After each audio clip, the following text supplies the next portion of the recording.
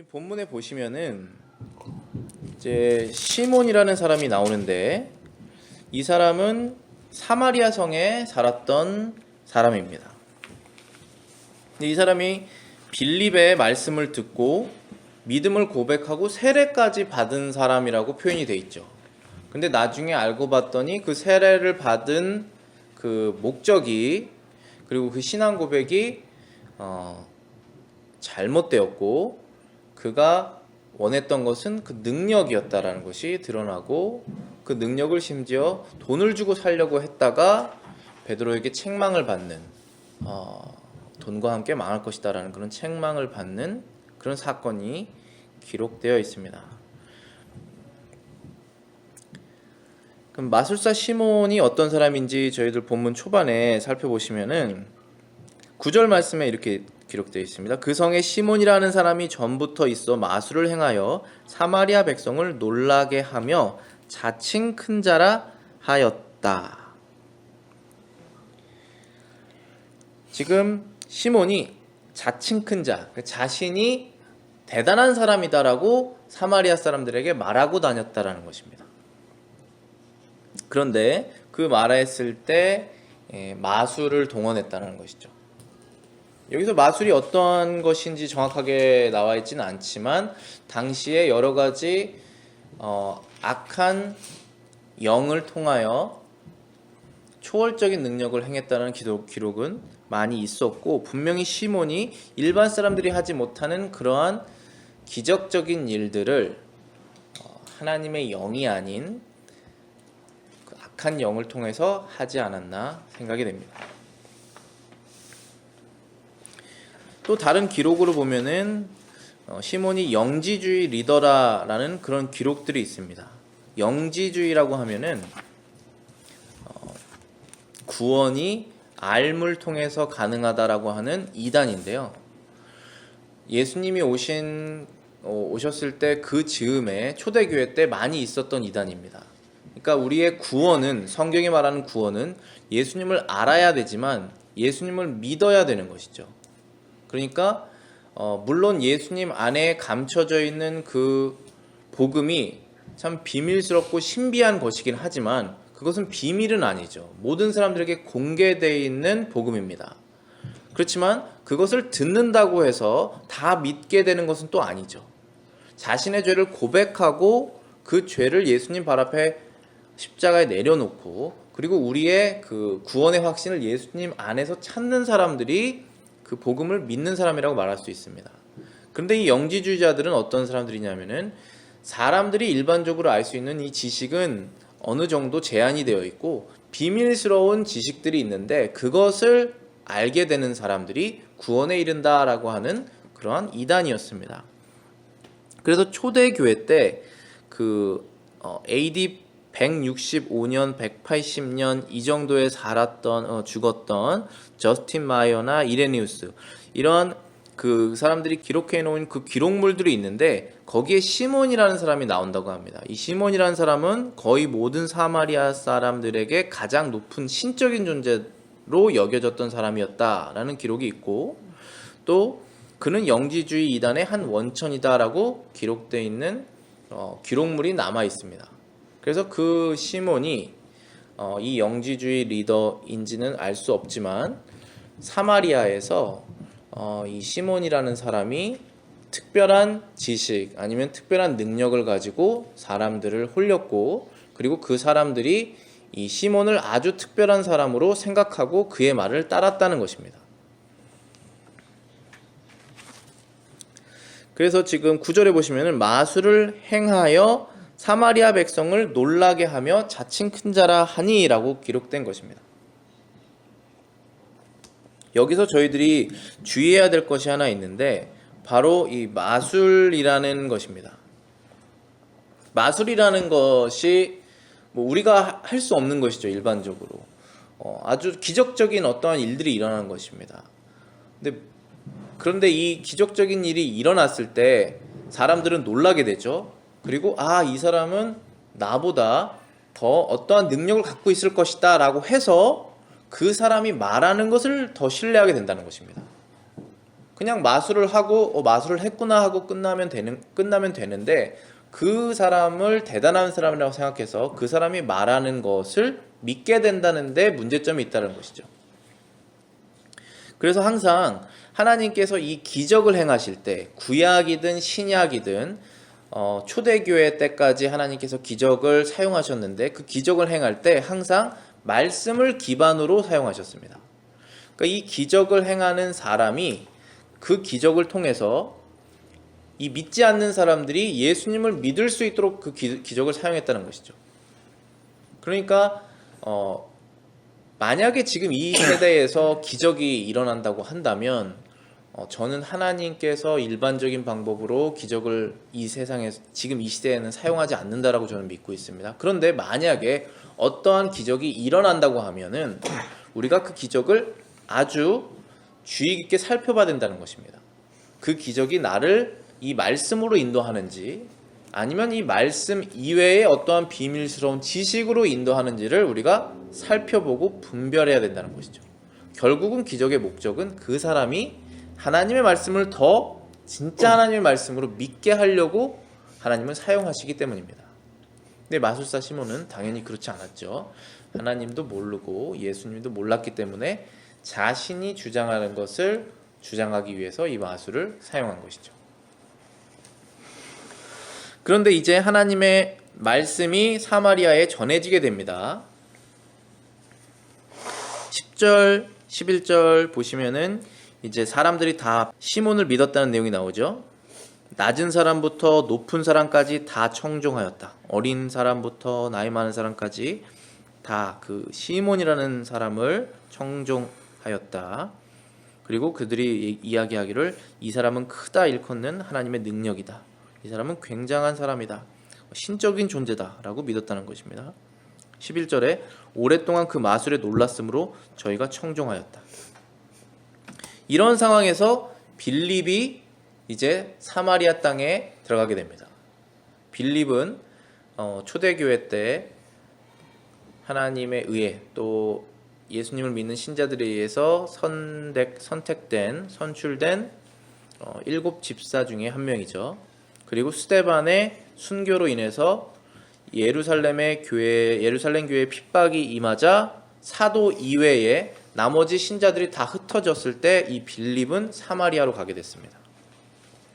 이 빌립이 사마리아에 가서 한 것이 있습니다. 12절에 하나님 나라와 예수 그리스도의 이름을 전도하였다. 하나님의 나라를 전도하였다. 그리고 예수님의 이름을 전도하였다. 여기서 전도라고 하면 항상 제가 늘 말씀드리지만 preaching입니다. 말씀을 선포하는 것입니다. 하나님의 말씀을 말하는 것입니다. 그것이 영어로는 preach, 어떨 때는 설교, 아니면은 전도. 말을 전하는 것입니다. 근데 말을 전한 것이 하나님 나라와 예수님의 이름을 전했다는 것입니다. 예수님께서도 이 땅에 오셔서 하신 일이 하나님의 나라를 전하신 것입니다. 누가복음 4장 43절에 보시면은 이렇게 기록되어 있습니다. 예수께서 이르시되 내가 다른 동네들에서도 하나님의 나라 복음을 전하여 하리니 나는 이 일을 위하여 보내심을 받았노라 하시고, 하나님 아버지께서 지금 그의 아들 예수를 이 땅에 보내셔서 그 말씀을 우리에게 사역을 이제 시작하시는데, 예수님께서 말씀을 전하실 때 항상 기적을 동반해서 하시죠. 절대로 고쳐질 수 없는 사람을 고치셔서 그 사람들의 주목을 이끄십니다. 그리고 결국은 그것은 하나님께서 만들어 오신 그 하나님의 나라에는 그러한 병도 없고 그러한 죄도 없고 그러한 죽음도 없다라는 것을 알려주시기 위해서 그것을 사용하시는 것인데, 그때마다 사람들은 그 하나님의 나라가 이 땅에 이루어지는구나. 그러니까 한마디로 우리 동네에 하나님의 나라가 이루어져서 이 동네에 죄 없어지고 병자 없어지는구나라고 생각했던 것입니다. 그래서 예수님을 항상 그 동네에 잡아두려고 하죠. 하나님의 나라는 하늘에서 내려오는 것인데 아직 오지 않았는데 그 땅에서 이루려고. 근데 예수님께서 항상 뭐라고 하십니까? 그 자리를 뜨시죠. 그러면서 다른 동네에도 가야 된다. 하나님의 나라의 복음을 전해야 된다라고 말씀하셨습니다. 그리고 그 일을 위해서 보내심을 받았다. 그래서 우리도 예수님을 따르는 예수 그리스도의 추종자인 예수 그리스도를 따르는 크리스찬이지 않습니까? 그리스도인들, 우리도 이 복음을 전하기 위하여 보냄을 받은 자들이 되는 것입니다. 또 예수님께서 12명의 사도를 택하셔가지고 또 여러 마을로 가셨다는 기록이 있죠. 누가복음 8장 1절에 그 후에 예수께서 각 성과 마을에 두루 다니시며 하나님의 나라를 선포하시며 그 복음을 전하실새 12제자가 함께 하였다. 예수님께서 계속 하나님의 나라가 어떠한 곳이다 라고 이렇게 여러 고을에 예수님의 제자들과 함께 가서 그 하나님의 나라에 대해서 말씀을 전하셨습니다. 그것을 빌립도 그대로 사마리아에서 전한 것이죠. 예수님의 제자로서 하나님의 나라가 어떤 곳이다 라고 사마리아 사람들에게 전했죠. 사마리아 사람은 어떤 사람들이었습니까? 지금 마술을 보고 마술을 행하는 시몬의 말을 듣고 있었던 사람들이지 않습니까? 그곳에 하나님의 나라에 대한 복음이 있었을까요? 전혀 없었던 것입니다. 그곳에 죄로 인하여서 하나님의 나라의 모습을 다 잃어버린 그 사람들에게 하나님의 나라가 어떤 곳인지 알려주고 있었습니다. 빌립은. 그 다음에 또 전한 것이 무엇입니까? 예수 그리스도의 이름을 전했습니다. 예수 그리스도의 이름이라고 하면 우리가 처음 예수님께서 마리아에게 잉태되었을 때 천사가 예수라는 이름을 지어야 된다라고 하고 그렇게 전하는 부분이 있습니다. 마태복음 1장 21절부터 23절에 이렇게 말합니다. 아들을 낳으리니 이름을 예수라 하라. 이는 그가 자기 백성을 그들의 죄에서 구원할 자이심이니라. 그 예수님이라고 하는 그 이름의 뜻 자체가 이것이라는 것입니다. 그가, 그 예수님께서 자기의 백성을, 그 예수님의 백성을 그들의 죄, 그 백성들의 죄에서 구원할 자이시기 때문에 그 이름을 지어라. 구약 성경에서 하나님께서 직접 이름을 지어주시는 그 이름들, 그리고 또 그 유대의 그 전통에 따르면은 그 이름의 뜻대로 그 상황에 맞게 그 아이들의 이름을 지었습니다. 근데 그 맥락으로 지금 천사가 이 아이의 이름은 예수다. 하나님의 아들 그 성자 하나님께서 마리아를 통해서 성육신하셔서 날 그 아이의 이름이 바로 예수로 해야 된다. 왜냐하면 그는 예수님에게 속한 백성들의 죄에서 그들을 구원할 자이시기 때문에 그렇다라는 것입니다. 지금 이 사마리아 사람들에게 전해져야 되는 이름은 무엇입니까? 바로 이 예수의 이름입니다. 그들의 죄는 무엇입니까? 하나님을 섬기지 않고 마술사에게 속아서 그 시몬의 말을 청종하면서 살고 있는 것이지 않습니까? 거기에 하나님의 뜻을 행하면서 사는 그 일들이 얼마나 있었겠습니까? 그러한 일들이 없었겠죠. 그들의 죄를 쌓아놓고 있는 상황에서 그것을 다 이제 버리고 그들의 지은 죄에서 구원할 자 예수의 이름을 전한 것입니다. 또 22절에 마태복음 1장 22절에 이렇게 기록되어 있습니다. 이 모든 일이 된 것은 주께서 선지자로 하신 말씀을 이루려 하심이니 이르시되 보라 처녀가 잉태하여 아들을 낳을 것이요 그의 이름을 임마누엘이라 하라. 선지자 이사야가 예언한 그 예언이 이제 성취될 것이다. 그의 이름은 예언이 된 대로 임마누엘이라. 임마누엘이라는 그 이름 자체도 히브리어로 번역한즉 하나님이 우리와 함께 계시다. 그렇죠? 하나님은 영이시기 때문에 무소부재하시죠. 어느 곳에든지 존재하신다는 뜻입니다. 그렇죠. 우리가 하늘로 아니면 땅 속으로 바다 끝으로 도망가도 아니면은 그곳에 숨어 있어도 하나님께서 우리와 함께 계시는 그러한 분이시면은 변함이 없는 사실이죠. 그런데 하나님께서 모든 곳에 계시지만 사람으로서 하나님의 백성인 그 이스라엘 백성 그 가운데로 들어오신다고 하시는 것이 바로 이사야의 예언이었고, 그것을 이루시는 것이 지금 하나님께서 사람으로서 유대 백성들에게 오신다고 태어나실 이제 예수님을 말하는 것입니다. 그래서 이 예수님의 이름은 온 세상에 전파되어야 되는 이름이죠. 왜냐하면 그들의 죄에서 구원을 받을 수 있는 유일한 길이며, 그들이 죄에서 구원받지 않으면 이 하나님의 나라에 들어갈 수가 없기 때문입니다. 하나님의 나라가 어떤 곳인지를 전하고, 그리고 그곳에 들어갈 수 있는 방법을 전하는 것입니다. 그것이 전도이고, 그것이 빌립이 지금 사마리아 땅에서 한 것입니다. 마술사에게 속아서 얼마나 허망한 삶을 살고 있었던 사람들이겠습니까? 지금은 이런 사람이 없습니까? 너무 많죠. 악한 영의 힘입어 미래를 예측하고 그것을 알려주는 무당의 말을 듣고 사는 사람들이 얼마나 많습니까? 한국에도. 얼마나 신기한 일이 일어날 수 있습니까? 그것을 보고 자기의 운명을 맡기고 거기에 붙들려 사는 것입니다. 절대 하나님을 섬길 수가 없는 영의 상태죠.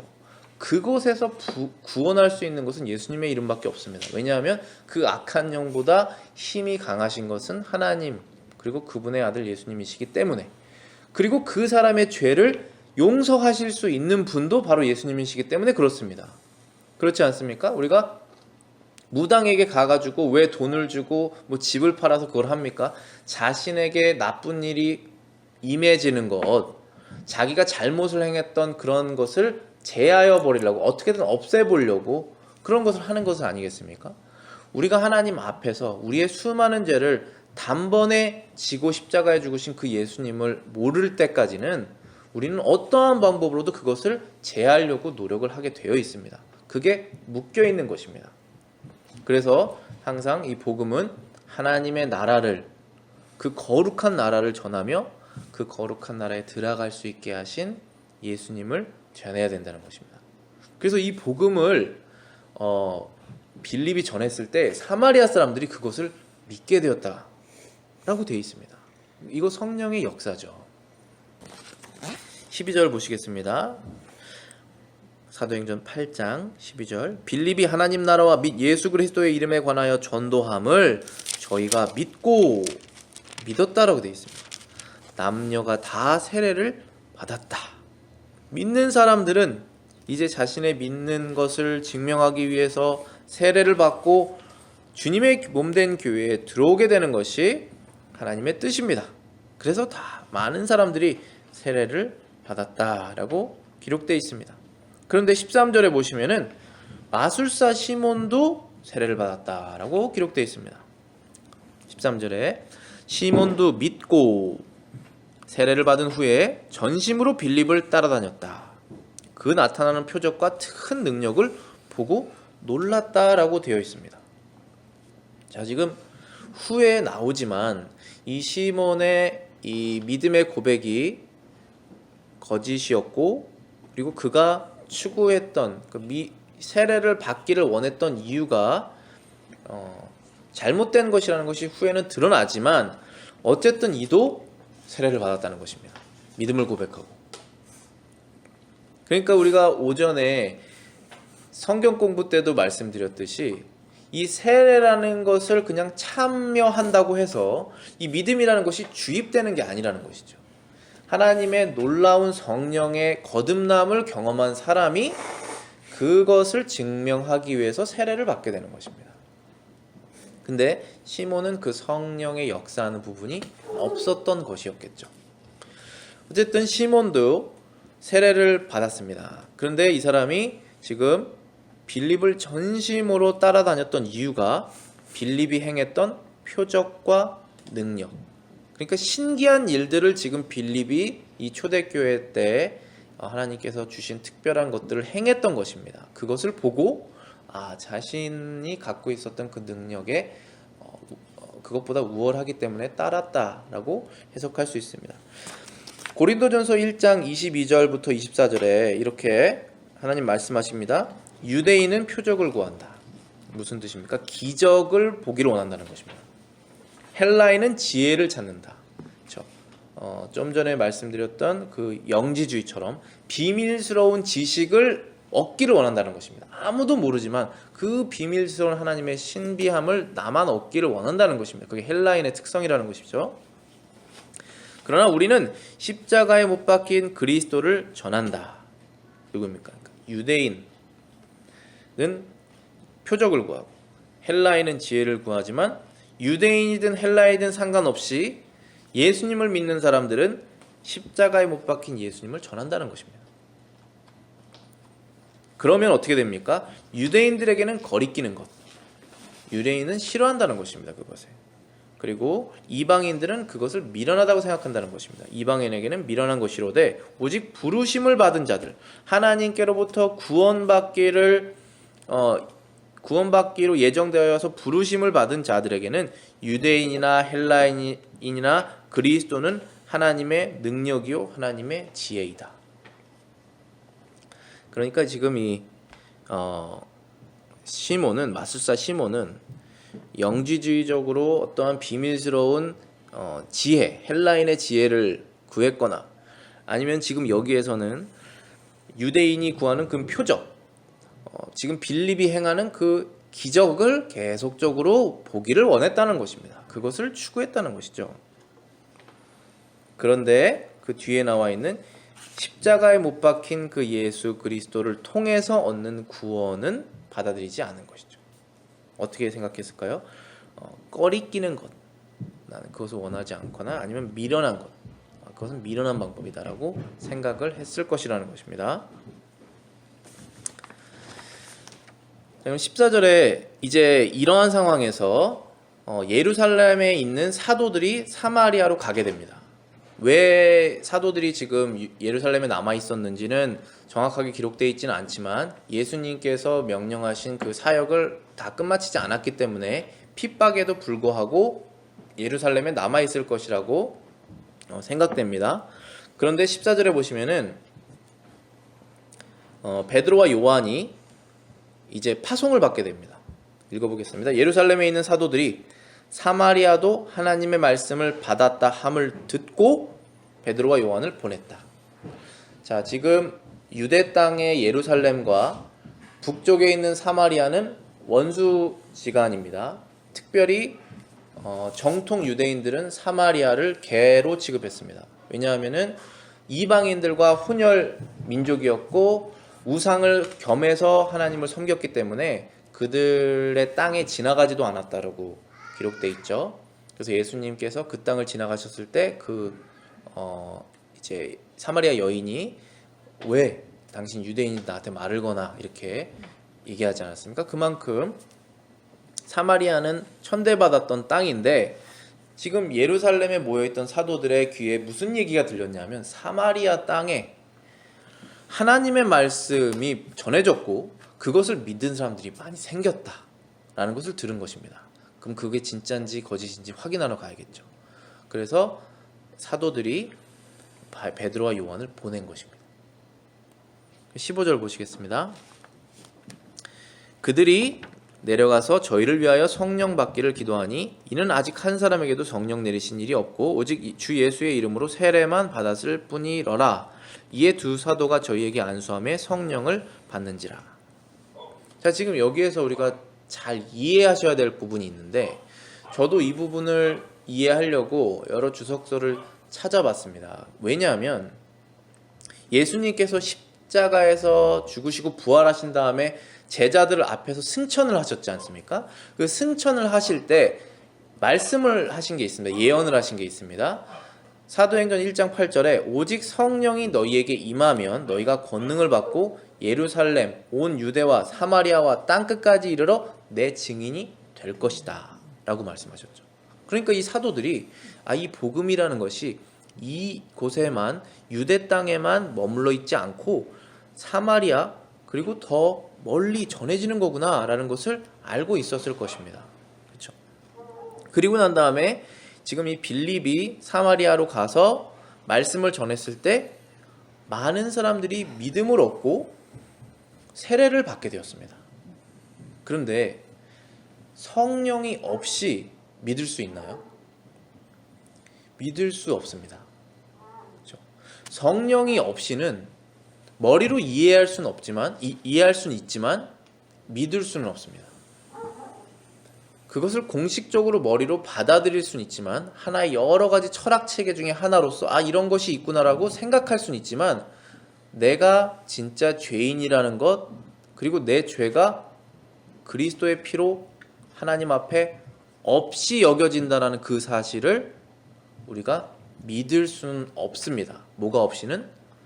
이 하나님의 말씀의 증거와 성령이 없이는. 그래서 반드시 성령의 역사가 있어야 믿는 사람들이 생겨나고 그리고 세례를 줄 수가 있습니다. 그런데 지금 15절부터 17절에 보시면은 사도들이 지금 사마리아에 가서 저희들에게 성령 받기를 기도했다라고 되어 있습니다. 그리고 16절에는 아직 한 사람에게도 성령을 내리신 일이 없었다라고 되어 있고 오직 주 예수의 이름으로 세례만 받았을 뿐이다. 그래서 17절에는 두 사도가 베드로 요한이 가서 안수를 했더니 성령 받는 것이 성령을 사람들이 받게 되었다라고 되어 있습니다. 이것을 해석을 잘해야 되는데 이것은 지금 현재 오순절 교회에서 말하고 있는 믿음과 성령의 역사가 다른 것으로 해석하면 안 됩니다. 예를 들어서 어떤 사람이 믿게 되었습니다. 그래서 세례를 받았어요. 그런데 성령을 주시옵소서, 성령을 주시옵소서, 성령의 역사를 주시옵소서 해서 방언이 터진다든지 아니면 어떤 기적을 체험한다든지 아니면 쓰러진다든지 아니면 비전을 본다든지 하는 그러한 우리가 다 눈으로 볼 수 있는 그 성령의 역사를 반드시 받아야 된다는 그런 얘기가 아닙니다. 왜냐하면 이 성령의 역사의 가장 큰 부분은 우리가 기적을 체험하는 게 아니라 마음이 변화가 되는 것이 그 성령의 역사의 포인트거든요. 그래서 이 사마리아 사람들이 진짜 예수님을 믿었다면 하나님의 나라를 듣고 예수님에 대한 그 이름을 믿고 자신의 죄를 고백했다면 그들 안에는 이미 성령이 역사하신 것이죠. 근데 역사하셨지만 눈으로는 안 보이잖아요. 근데 여기에서는 17절에서는 안수를 했더니 성령을 받더라. 눈으로 보였다는 것입니다. 그것은 이 사도행전 초반에 사도들에게 어떤 불 같은 것이 내려서 방언, 외국어를 막 하게 되는 그러한 초월적인 역사가 일어났다는 것입니다. 근데 그것이 아직은 안 일어났다는 것이죠. 빌립이 전도했을 때는, 빌립이 세례를 줬을 때는 안 일어난 것입니다. 근데 지금 사도가 갔더니 일어난 것입니다. 근데 거기에는 분명히 이유가 있겠죠.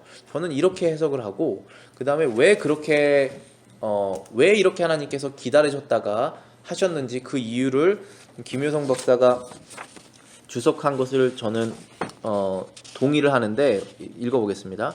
하나님께서 사마리아 교회에 성령을 보내주심을 지연하신 까닭은 그 교회가 사도가 아닌 집사 빌립의 전도로 세워졌을 뿐 아니라 본래 반쯤 이방인이었던 자들이 믿어 구원을 받고 이른 교회라는 특별한 성격 때문일 것이다.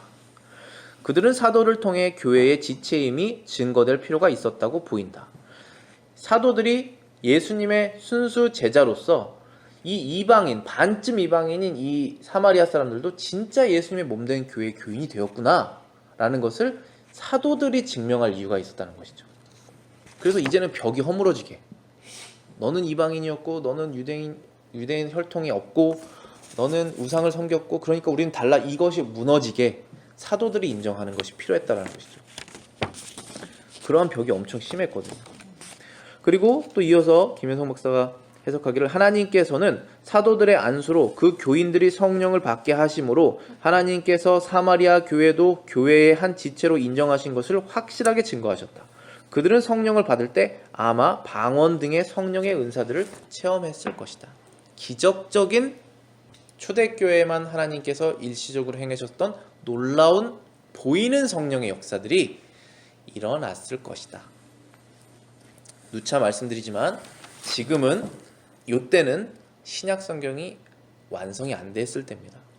그래서 뭐가 진짜고 뭐가 하나님의 역사고 뭐가 하나님의 뜻인지 확실하게 다 드러나지가 않았을 때입니다. 그러니까 하나님이 기적을 통해서 이거 내가 하는 역사다, 이거 내가 세운 교회다라는 것을 보여주시는 것이죠. 그러한 일이 일어났을 것입니다. 그때. 그래서 그것을 보고 누가 지금 아주 흥미로워했습니까? 마술사 시몬이 흥미로워했다는 것입니다. 눈으로 보는 뭔가가 생겼다는 것이죠. 지금 마음의 변화가 생겼다는 그것이 아니라 18절에 보시면은 시몬이 사도들의 안수함으로 성령 받는 것을 보고, 그렇죠? 눈으로 본 건 어떤 일이 생겼다는 것입니다. 그때 돈을 드렸다는 것입니다. 돈을 제공했다. offer. 19절에 가로되 이 권능을 내게도 주어 누구든지 내가 안수하는 사람은 성령을 받게 하여 주소서. 그렇죠? 사도들이 가지고 있는 성령을 주는 그 능력을 나도 얻기를 원한다. 얼마면 되겠냐 하고 자기가 모은 돈을 준 겁니다. 그래서 지금 마술사 시몬의 세례받은 그 동기, 목적이 여기서 드러나게 되는 것이죠. 자기도 뭐 하고 싶다는 것입니다. 그리고 그전에도 했었죠. 했던 것을 더 크게 하고 싶다는 것이죠. 이 기적을 행하는 그런 역할을. 그들 돈 주고 사고 싶었다는 것이죠.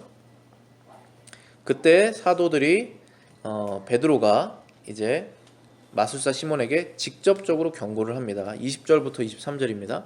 베드로가 가로되 내가 하나님의 선물을 돈 주고 살 줄로 생각하였으니 내 은과 내가 함께 망할지어다. 하나님의 은사를 돈을 주고 살려고 하였기 때문에 너는 그 돈과 함께 망할 것이다. 첫 번째 경고입니다. 두 번째는 21절에 이렇게 말씀하십니다. 하나님 앞에서 내 마음이 바르지 못하니 이 도에는 내가 관계없고 분깃이 될 것도 없느니라. 자, 관계와 분깃에 대해서 설명해 드리겠습니다. 영어 표현으로는 you have neither, 둘 중에 아무것도 없다라는 뜻이죠. neither part nor portion in this matter. 사실 두 개 다 똑같은 비슷한 뜻입니다. part나 portion이나 어떠한 큰 파이에서 요만한 부분을 part 아니면 portion이라고 말하는데 그거 없다는 것입니다. 뭘 얘기하는 걸까요?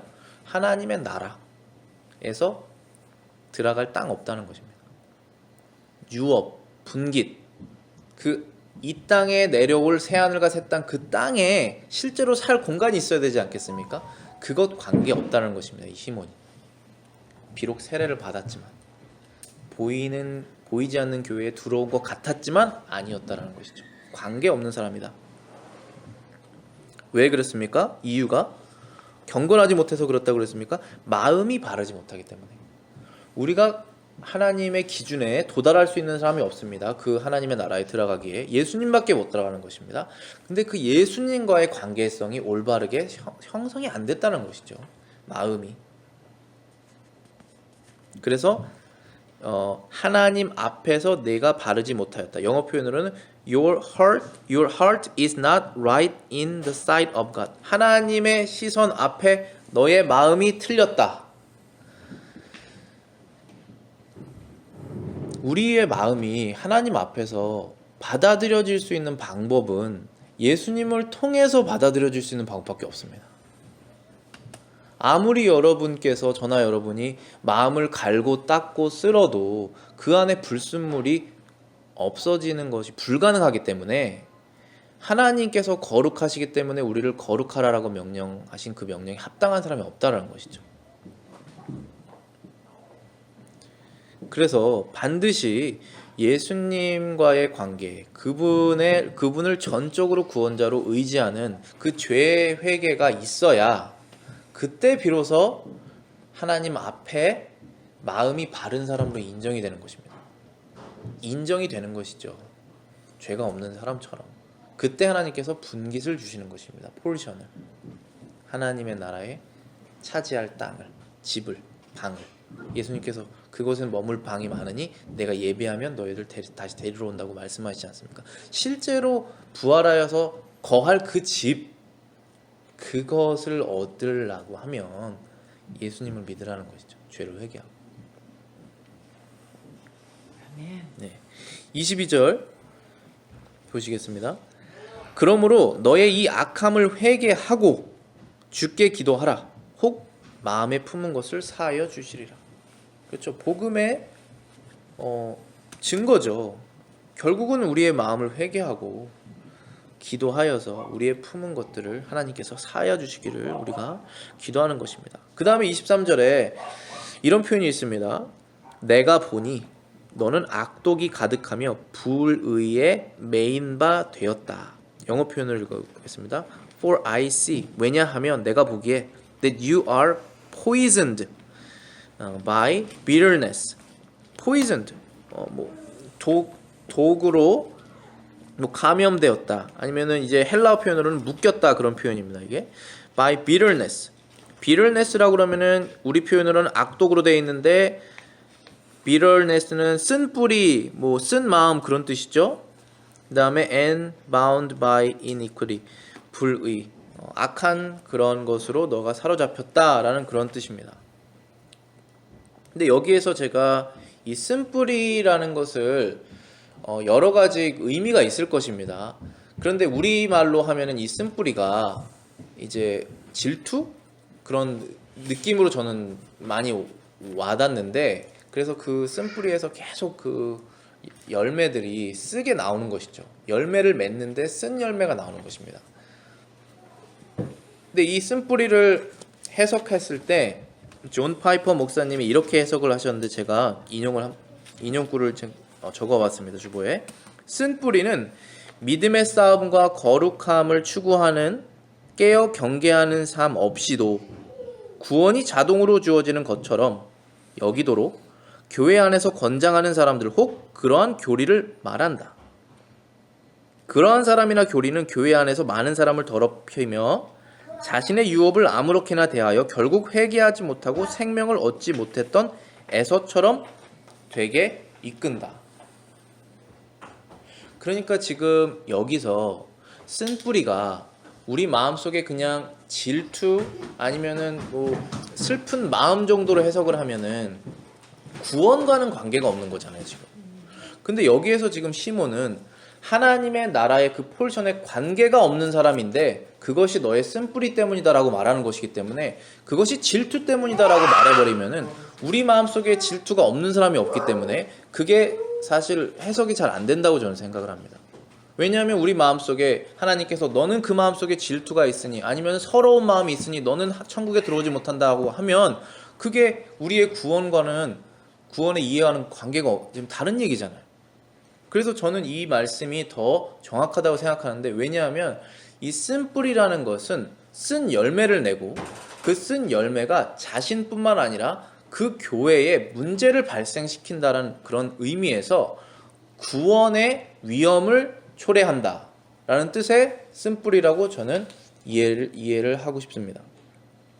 그래서 지금 다시 이 부분을 읽어드리면은 믿음의 거룩함을 추구하여 깨어 경계하는 삶이 없이도 구원을 자동으로 받게 될 거라고 하는 교리라고 하면은 가르침이죠. 성경의 가르침 아니면 자기의 믿음 이렇게 말할 수 있는데, 교회 안에서 부단히 자기의 삶을 거룩하게 깨어서 싸우는 그 영적 싸움을 해야 되는데 그게 없이도 세례를 받으면 자동으로, 성찬을 하면 자동으로, 아니면 몇 대째 믿으면 자동으로 천국에 들어간다, 아니면 교회를 참석했으면 헌금을 냈으면 뭘 했으면 자연스럽게 천국 간다. 근데 내 마음속에 거룩한 영적 싸움은 없고, 그게 쓴뿌리라고 얘기하는 거예요 지금. 그러면은 구원하고 연관이 되는 거잖아요 이게. 그것 때문에 못 들어간다. 왜냐하면 진짜 영적 싸움이 없기 때문에. 근데 그것이 그렇게 돼도 나도 구원받고 나처럼 이런 스타일로 살아도 너도 구원받는다라고 교회에 그 사람이 있으면 쓴 열매를 낸다는 거죠. 그러면은 그게 위험하게 되는 것이죠. 그래서 이 베드로가 그 시몬의 마음을 꿰뚫어 보고 구원의 진정성이 없음에도 구원을 받았다고 세례를 받고 그리고 성령의 능력까지 구하니 너는 악하다 이렇게 얘기한 것입니다. 그랬더니 이제 시몬이 전곡을 찔린 그가 24절에 가로되 나를 위하여 주께 기도하여 말한 것이 하나도 내게 임하지 말게 하소서라고 베드로에게 기도 부탁을 합니다. 그 다음에 시몬이 회개를 했는지 아니면 회개하지 않았는지는 지금 누가가 사도행전에서 기록하고 있지는 않죠. 어쨌든 거기까지가 지금 시몬과에 대한 이야기고, 그 다음에 25절에 가시면은 두 사도 베드로 요한이 주의 말씀을 증거하여 말한 후에 예루살렘으로 돌아갔다고 했습니다. 근데 가면서 사마리아인의 여러 촌에서 복음을 전했다라고 되어 있죠. 이제 예수님께서 말씀하신 이 예루살렘과 유대와 사마리아와 땅끝까지 내 증인이 되리라 하는 것이 이제 본격적으로 이루어지게 되는 것이죠. 그래서 그 전까지는 타 지역에서 사도들이 말씀을 전하지 않았지만 이제는 사마리아에서 사도들이 말씀을 전했고, 이제 또 다른 지역에서 말씀들이 전해지는 일들이 일어나게 되는 것입니다.